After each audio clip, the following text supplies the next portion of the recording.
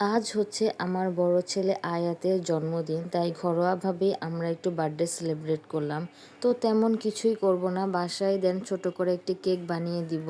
আর এমনিতেও বাচ্চারা অনেক দিন ধরেই বলছিল আমার হাতের কেক খাবে, বাট সময়ের কারণে বানাতে পারছিলাম না।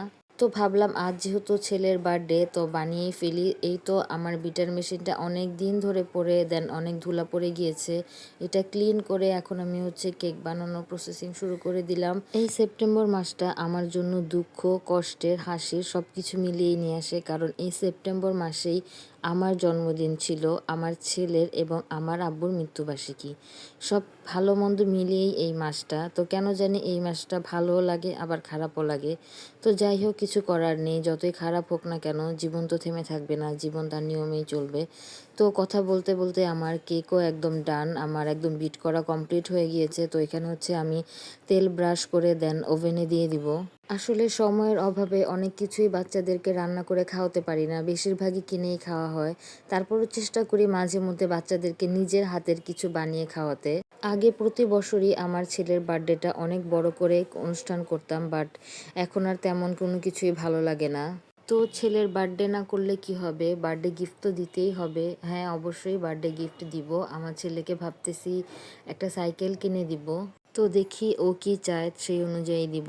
আর আমার কেক বানানোর সব কিছু কমপ্লিট, দেন আমি ওভেনে দিয়েও দিলাম। আমার ওভেনটা যেহেতু একটু বড়, তাই ভাবলাম একসাথে দুইটা কেকই বানিয়ে ফেলি। আর এরই মধ্যে আরাফও ঘুম থেকে উঠে গিয়েছিল, ও ঘুম থেকে উঠে অনেক বেশি কান্না করতেছিল, বাট যখন দেখেছে আমি কেক বানাচ্ছি দেখে খুব হ্যাপি হয়ে গিয়েছে। ও কেক বানানোটা খুব বেশি পছন্দ করে। আর এমনিতেও টিভিতে দেখলে কেক কিংবা অন্য কোনো কিছু জন্মদিনের দেখলে সবসময় বলবে হ্যাপি বার্থডে টু মি।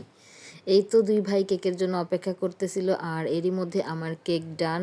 অনেক বেশি সুন্দর হয়েছে, অনেক সুন্দর একটা স্মেলও বের হয়েছে। আর আমার হাজব্যান্ড অফিস থেকে চলে এসেছে, তাই ফার্স্টেই আমি তাকেই দেখালাম দেখো কেমন হয়েছে। তো এই তো আজ আমার বড় ছেলের বার্থডেটা একদমই সিম্পলভাবেই করলাম, যতটুকু করেছি আলহামদুলিল্লাহ, আই এম সো হ্যাপি। আল্লাহ তালা আমাদেরকে অনেক সুখী রেখেছে, অনেক ভালো রেখেছে।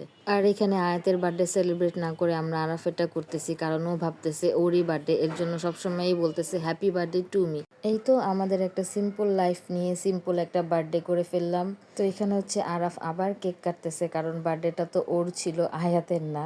তো যাই হোক, আমার ভিডিওগুলো আপনাদের কাছে কেমন লাগে অবশ্যই কমেন্ট করে জানাবেন এবং লাইক, ফলো, শেয়ার করবেন। তো আজ এই পর্যন্তই, আপনার সাথে দেখা হবে নেক্সট কোনো ভিডিওতে। আল্লাহ হাফেজ।